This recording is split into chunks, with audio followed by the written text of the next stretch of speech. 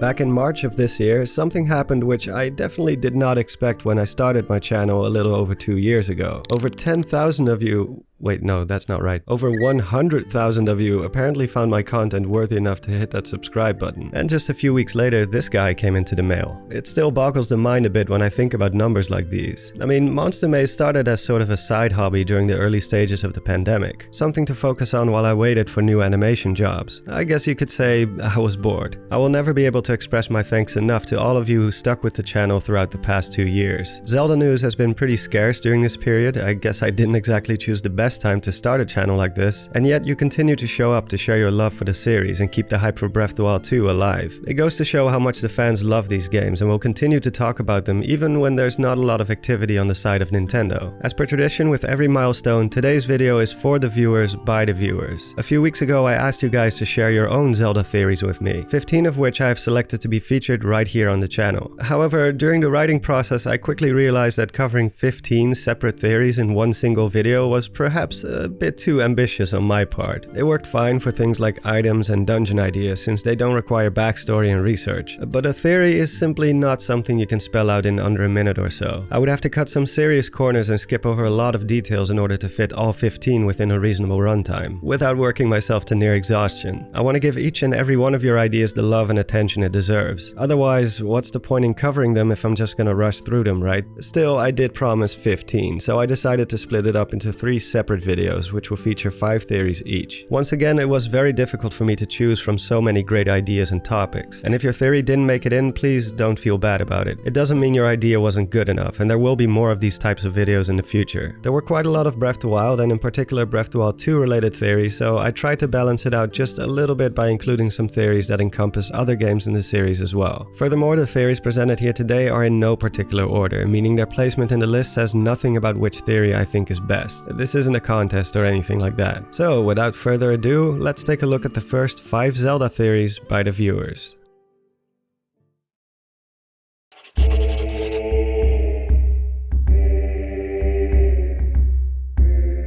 Despite not being my favorite Zelda game, The Wind Waker will always have a special place in my heart. The Great Sea is such an amazing place to explore. It's vast, mysterious, and filled to the brim with all kinds of stories, secrets, and legends passed down by sailors and explorers who tried their luck out at sea. Tales of treasure, giant squids, unusual storms, and much more are the talk of the town here. When I think of adventure, I think about The Wind Waker. And what would a seafaring adventure be without a good old-fashioned ghost ship? It's as classic as it can get, right up there with the Kraken and the giant whale. This mysterious haunted vessel manifests in different locations on the Great Sea, depending on the phase of the moon, and its appearance is signified by a foreboding shift in weather. Dark clouds, rain, and lightning, accompanied by a haunting music score that swells up the closer you get to it. From afar, it appears as a series of blue lights seemingly hovering in formation, but as you peer into the darkness a bit closer, the semi-transparent shape of the ship itself starts to become visible. Link won't be able to board the ship right from the get-go, as he'll just pass through it, unless he's in possession of a special chart, the Ghost Ship chart. Once obtained, instead of just passing through, Link will instead be transported to the ship's interior. Despite being one of the most creepy and exciting encounters in the game, we barely know anything about it. There's no explanation about its existence or why it continues to haunt the seas whatsoever. Alexposure suggests that it could have something to do with the Triforce. Depending on which version of the game you play, the ship holds either a piece of the Triforce of Courage or a treasure map leading to said piece. I'd say that in both instances those on board were hiding it from the rest of the world. It's just that in the HD version they remove the extra step of having to go dig it up somewhere to make the quest less cumbersome. I think it's definitely possible that being in possession of a piece of the Holy Relic somehow led to the ship and its crew getting cursed. Even though the Triforce is generally seen as something positive, a divine gift, historically it's also driven certain people into a state of madness, greed, betrayal, and even outright murder, sometimes of their own comrades. So it's not unthinkable that even a small piece of it can lead to some dire consequences, especially if its power was never meant for them. Alternatively, it could have attracted some sort of demonic presence, similar to the ghost ship from Phantom Hourglass, which isn't the same vessel as the two don't look anything alike, but is under the control of Bellum, who is classified as a demon. I think it's all but certain that there is a connection between the unfortunate fate of those on board and the Triforce of Courage, because as soon as Link obtains it, a blood-curdling screech can be heard echoing from within the hull, after which the ghost ship and its undead crew disappear forever, the curse seemingly having been lifted. So who exactly were these people and what were their intentions? Alex proposes a couple of different options. reasons. A, that the ship and its crew could have been pirates, possibly originating from the Forsaken Fortress who stole a piece of the holy relic, perhaps for nefarious reasons. B, that those on board were innocent, just a group of explorers who happened to stumble on the Triforce piece by accident. Or C, that the ship and its crew were actually entrusted with protecting the Triforce piece, and may even linger in the afterlife by their own free will to continue to do so. A bit like how the Sheikah in Breath of the Wild mummified themselves to draw out their existence. In fact, Alex even suggests that it could have been a Sheikah vessel. Now, as far as we know, the Sheikah are completely absent from the adult timeline. Then again, there are some small references to the Sheikah that have persisted even in this age. And suppose this ship did indeed originate from the Forsaken Fortress, there is one symbol present here which bears a strong resemblance to the Sheikah eye symbol. The Forsaken Fortress is a mystery all on its own. In the present day, it's under the control of Ganondorf, but as far as we know, this wasn't always the case. After all, Ganondorf broke free from his seal only recently, so before that, the fortress would have been either abandoned or in the hands of a different faction, a faction possibly related to the Sheikah. So let's put the facts on the table here and see which option is the most likely. First is the ship itself. One thing that stands out about it is that even though it looks fairly similar to the pirate ship belonging to Tetra and her crew, there are some notable differences. Instead of a black flag featuring the typical skull and bones, the ghost ship dons a white flag with a blue stripe in the middle. It also lacks the skull and bones on the side as seen on the pirate ship belonging to Tetra. The statue on the front of the ship, also known as the figurehead, looks to be that of a person praying, a stark contrast to the more menacing serpent-like statue seen on the pirate ship. All this leads me to believe that this was not a pirate ship, but instead something akin to a private or commercial vessel. Second is the fact that although the ship seems relatively harmless to Link himself, it is known to have caused some serious damage to others. The man who drew the ghost ship chart and mapped out the ship's movement is said to have died a most unexpected death. Then there's Lenzo, the photographer at Windfall Island who managed to snap a picture of the ghost ship. He claims to have gotten shipwrecked right before it made its appearance. And David Jr., one of Tingle's helpers, is said to have been in pursuit of the treasure aboard the ghost ship before being washed up on Tingle Island. And his now deceased father is said to have seen the haunted vessel as well. It could even be that the man who died shortly after mapping out the ship's movement is none other than David's father. So whatever the intentions of those in control of the ship are, they are no stranger to causing harm and even death to those trying to unravel its secrets. What's also interesting is the location where the ghost ship chart is found, which is inside a cave on Diamond Step Island. The cave looks to be some sort of ship graveyard. What these old, worn-down ships are doing down here is a complete mystery. Why are they underground, and how did they even get here? Nintendo Black Crisis once suggested to me that the water levels of the Great Sea may have been different in the past, either higher or lower. This would explain why these shipwrecks are located deep down, as the island itself may have at one point had an entrance leading to its interior, which could have collapsed as the sea level started to rise, closing it off from the outside world. There's another cave just like this one on Needle Rock Island as well, and if anything, these old retired vessels are a clear indication that a lot more ships like these used to sail the Great Sea, ones that were similar to the ghost ship but have since been abandoned. Perhaps they belong to the early survivors of the Great Flood. Maybe they were salvaging treasure and materials from the Old Kingdom and used them to build the towns and villages we see today. Who knows? Either way, the appearance of the ship, as well as the horrible effects it had on innocent lives, definitely leans more towards a malicious curse, as opposed to a valiant attempt to protect the Triforce from falling into the wrong hands. Whoever these people were, they seem to have stumbled onto a power that was perhaps too much for them to control, whether that's the effects of the Triforce itself or some sort of evil presence it may have attracted. I definitely don't want to completely rule out a possible Sheikah connection, as we do find clues and references to them on the Great Sea. Perhaps some remnants or descendants of the Sheikah did survive the Great Flood and continue to guard the Triforce even in the afterlife. Or maybe these really were just random explorers who found the Triforce by accident, cursed to sail the seas for all eternity unless someone came along to put them out of their misery.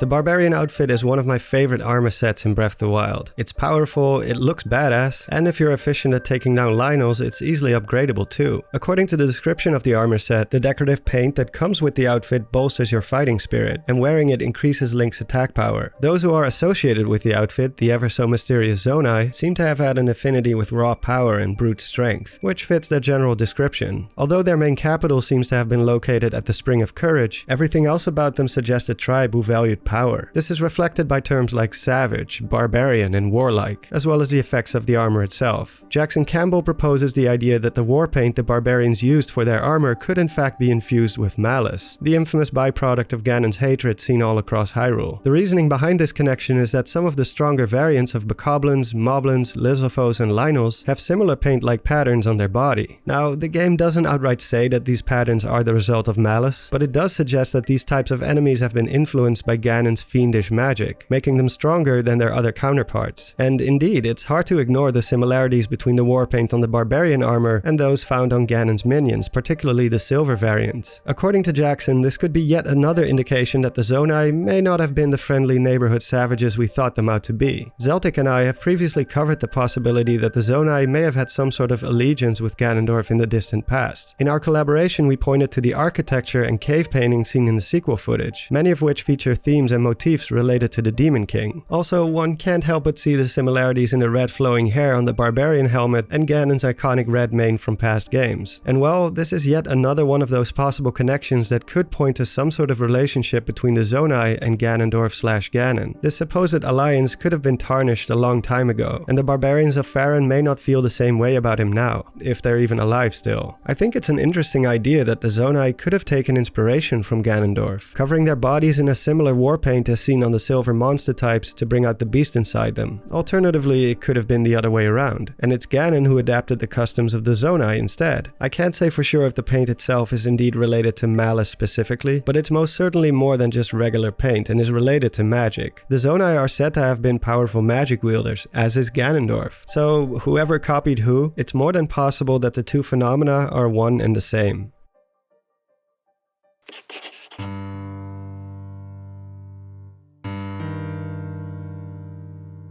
Next is a theory by Azul Nova, who suggests that Link from the Wind Waker may have a distant ancestor many of us are familiar with. At the end of Ocarina of Time, Princess Zelda sends the Hero of Time back 7 years to catch up on his lost childhood, causing this part of the timeline to split into two. The child branch, where Link continues his adventures as a kid, and the adult branch, where he's erased from existence and Hyrule is left without a hero altogether. This ended up being pretty bad for those left behind though, as Ganondorf broke free from his prison shortly after, plunging the kingdom into yet another war for the Triforce. And without a hero to stop him, the gods themselves had to intervene by flooding the entire kingdom in a torrential downpour, giving birth to the Great Sea. Because the Hero of Time ceased to exist in this timeline right after his quest was completed, he couldn't possibly have had offspring. As such, it's often speculated that the Link we see in the Wind Waker is just some kid. A kid who happens to grow into a proper hero out of pure necessity. Link is just a boy living on an island with his family, and coincidentally gets mixed up in something bigger when his beloved sister got mistaken for someone else and got kidnapped. The game itself emphasizes on more than one occasion that he is not the legendary hero they have been looking for so long, the fabled Hero of Time who they hoped would make a return someday. In his absence, the boy from Outset Island had to prove himself to the gods and earn the Triforce of Courage in the process, to show that he had what it takes to be a champion for good and ultimately face Ganondorf. This is in stark contrast to not only the Hero of Time, but also his descendant from the child timeline, the Hero of Twilight. From the moment they were born, they were predestined to become the gods' chosen hero, especially in the case of the Hero of Time, who was a child of prophecy. Both heroes have the Triforce symbol on the back of their hands seemingly from birth, and neither had to prove their competence to the gods first. They were always destined for greatness, something that wasn't the case for Link in the Wind Waker. He became a hero kind of by accident, really. But what if he did have a blood connection to a past hero, one who lived long before the events of Ocarina of Time? After all, the Hero of Time was by no means the first in line. There's at least 3 heroes that have preceded him, possibly even more, like the Hero of Men from Minish Cap's backstory, who we don't know much about. And that is exactly what Azul suggests, that Link from the Wind Waker could be a distant relative of another hero, specifically Link from the Minish Cap. There's of course the obvious similarities in their physical appearance. However, this can easily be chalked up to art style. After all, there are similar looking heroes from completely different timelines as well. No, Azul's reasoning for a blood connection between these two is a lot more subtle. A tiny detail, both literally and figuratively, figuratively, that being the hero shield. According to Link's grandmother, the shield is a family heirloom, another ceremonial artifact passed down from the old days, and the in-game description states that it is said to have been wielded by the legendary hero himself. It's implied that this is referring to the Hero of Time, as it's the only past hero mentioned in the game's story. However, this doesn't make much sense when you really think about it. The Hero of Time utilized the Hylian shield during most of his adventure, and depending on your own fashion choice, he brandishes either the Hylian shield or the mirror shield at the moment he was sent back in time. Now you could say that, well, maybe the shield from the Wind Waker is supposed to represent the Hylian shield. Again, differences in art style.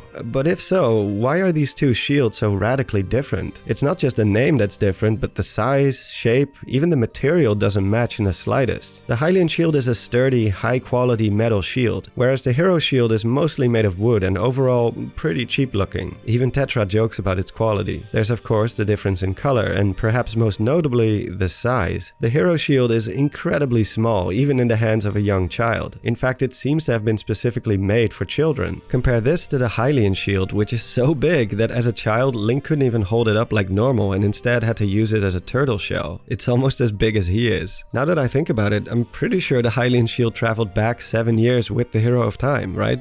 To me, the differences between the two are simply too big to conclude that it's the same shield but in a different art style. And why change the name if it really was supposed to be one and the same? Now, there is a shield bearing the same name present in the child timeline, the one Link starts out with in Majora's Mask. While it's definitely smaller than the Hylian shield, again, the material and color doesn't match. We also have no idea how exactly Link got his hands on this shield, and more importantly, he obtained it in a completely different timeline as a child. Long story short, the Hero of Time and Hero of Winds cannot be related by blood, and based on its physical appearance and chronologically speaking, the Hero shield is almost certainly not the same as either of the two shields the Hero of Time used. It simply doesn't match. But like Azul points out, there is a shield which does resemble the one from the Wind Waker, that being the tiny shield from the Minish Cap, which Link is seen carrying right there on the front cover. It's pretty much an exact match, right down to the color, the size, and the decorations. If this is indeed the same shield, it would be compelling evidence that the heroes from Minish Cap and the Wind Waker could share a blood connection. After all, how did it end up getting passed down in Link's family for all these countless ages? The description mentioned before never elaborates on which hero used to wield it. It doesn't specifically say the Hero of Time. So could this instead be referencing a different individual? A hero who lived long before the events of Ocarina of Time and whose bloodline has survived all the way up until now. It would explain why Link, despite being such a young kid, possesses so much strength and courage, seemingly for no reason other than he's the hero of the story, defying the odds and slaying one of the most dangerous individuals to walk this earth, all before even reaching adulthood. And a possible blood relation to the hero of the Minish could have given this unlikely hero the edge he needed to fulfill his goals. Whatever the case may be, the idea that this shield survived and was passed down ever since the age of Minish Cap is very compelling to me. Not because it's magical or of exceptional quality, because frankly, the opposite is true. It's a cheap, simple, tiny little shield, and there may have been many more like it in its time. But unlike the Hylian shield, which was simply bought from a random bazaar, the hero shield has a symbolic and sentimental value attached to it. It was a gift from one of the earliest incarnations of Princess Zelda herself, an act of kindness and generosity between two childhood friends, and one that ended up being indispensable in Link's quest to defeat Vati. It's confirmed that the Shield of Antiquity from Spirit Tracks is also the very same one the Hero of Winds used on his adventure, kept safe and treasured by his old friend, Nico. So not only did it survive from Minish Cap all the way up until the Wind Waker, but it even persisted all the way up to the very end of the adult timeline, in a newly established kingdom, no less.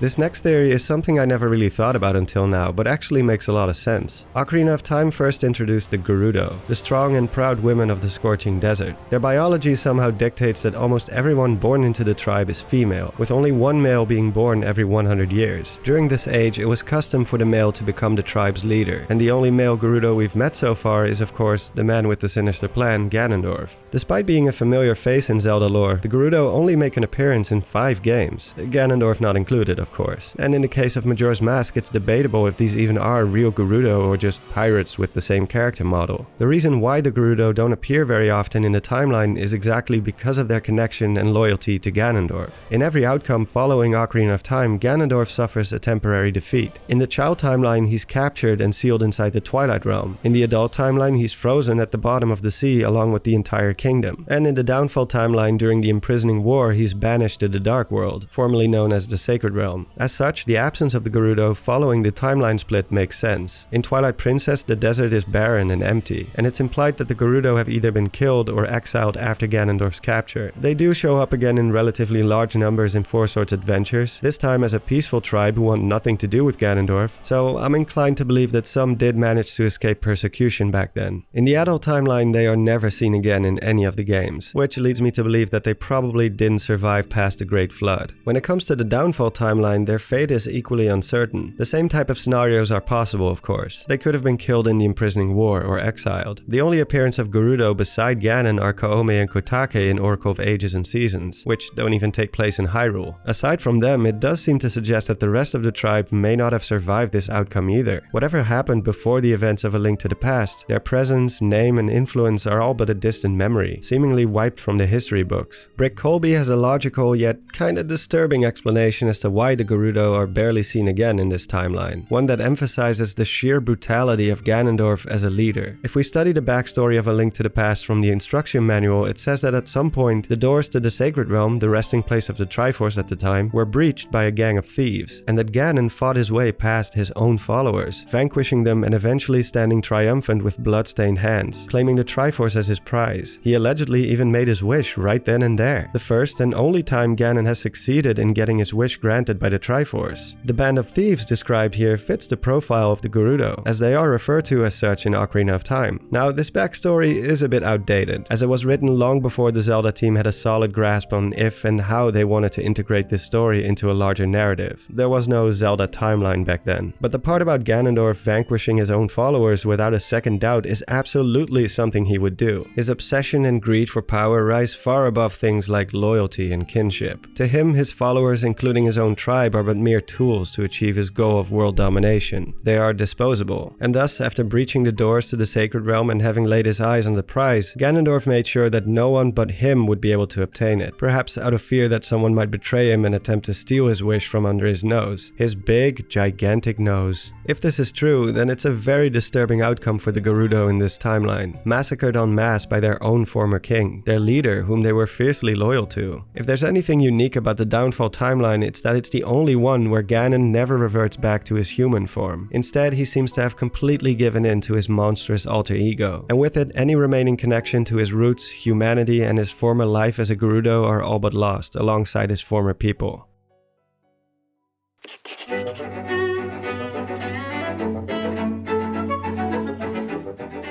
This last one is by Mannyboy, who thinks that the choice to flip the timeline placement of the Oracle games and Link's Awakening was a mistake. And I agree wholeheartedly. To give a bit of context, the official Zelda timeline confirms that the hero from A Link to the Past, Link's Awakening, and the Oracle games are all the same incarnation of Link. And you know, it makes sense that way. First he saved Hyrule from Ganon, went out on his own and experienced other adventures, until finally after many years had passed, a new hero would rise up in A Link Between Worlds. Now, the first edition of the Zelda timeline introduced these games in the following order: A Link to the Past first, then the Oracle games, and finally Link's Awakening. To me and many others, this has always been the most logical chronology. However, in the most recent version of the timeline, they for some reason decided to flip the order of the Oracle games and Link's Awakening, which makes a lot less sense, and the evidence is in the backstories of the games themselves. According to the manual of Link's Awakening, after having saved Hyrule from Ganon at the end of A Link to the Past, Link desired to grow stronger in case Hyrule would ever come under siege again in the future, and so he set out on a personal voyage outside the borders of the kingdom. It goes on to say that when Link got shipwrecked and landed on Koholint Island, he was actually already on his way back to Hyrule, seemingly having fulfilled his personal quest already. The personal quest spoken about in the backstory of Link's Awakening seems to fit with his adventures in Holodrum and Labrina, which are indeed lands that lay outside the borders of Hyrule. In order for the new chronology to work, we have to assume that Link first defeated Ganon in Hyrule, then went on an unknown quest we never get to see,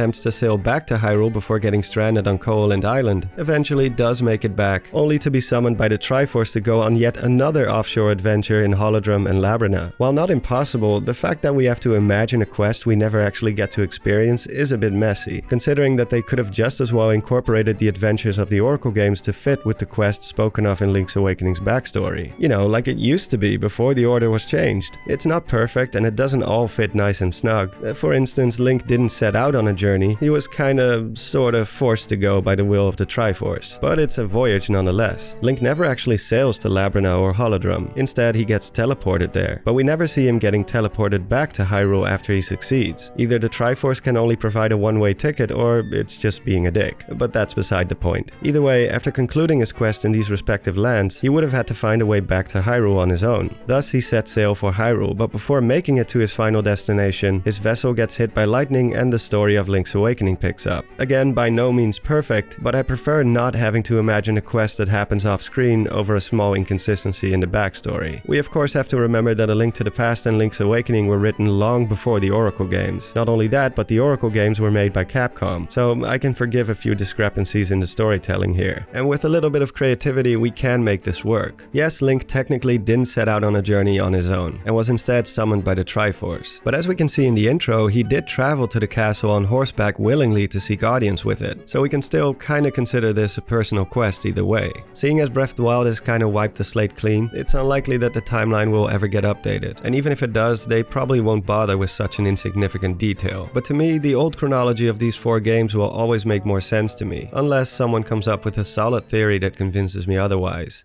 And that concludes part 1 of your Zelda theories. Part 2 and 3 will follow soon, however I will spread them out a bit across the rest of the year in between other videos. I have a lot more subjects and ideas I really want to get to and I don't want to hold these back for too long. I like mixing things up and variety is a big part of my enjoyment as a creator. Once again, I cannot thank you all enough for the support and for getting the channel this far. As always, a huge thanks goes to my mods on Discord and my live streams, and of course to my amazing Patreons and channel members. Once again, I have a few new faces to announce, so give it up for Faraday, Edward Studio, Campbell Grant, Nerdific.com, Mr. Return, and Julian Clement. Thank you all so much for joining. And that is all for now. This is Dawn signing off, and have a good one.